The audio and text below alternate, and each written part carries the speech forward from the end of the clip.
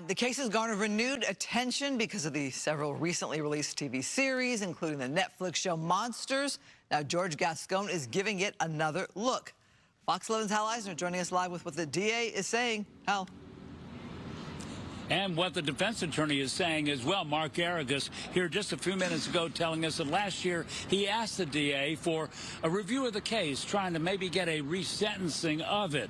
He said there was new evidence that he provided to the district attorney, evidence that the jury never saw. And today, the DA said he is reviewing the case. We have not decided on the outcome. We are reviewing the information.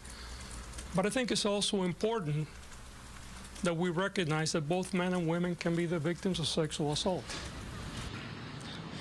District Attorney George Gascón saying there is no question in his mind that Lyle and Erik Menendez killed their parents. But there's evidence the jury didn't hear, and for that reason, that could be a cause for a resentencing. It has to do with sexual abuse.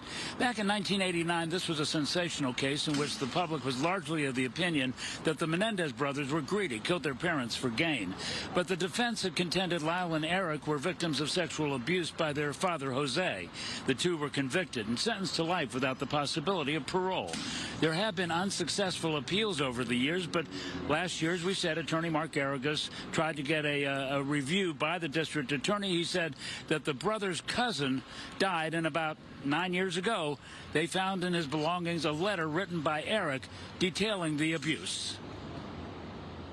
When a reporter had gone to the house, they found the personal effects, and they found a letter that had been written by Erik prior to the killings. And the letter described the abuse at the hands of his father, Jose.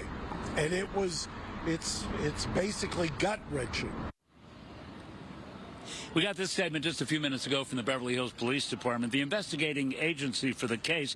They said that the BHPD was presented facts and evidence to the Los Angeles County District Attorney's Office at that time that proceeded with a filing of criminal charges. To date, BHPD has not been contacted by the LA County DA's office regarding these new developments. And again, as the investigating agency, they would have been the ones to go through this information, and this information didn't show up until about 9 years ago. November 26th, that's the date that the hearing will be held.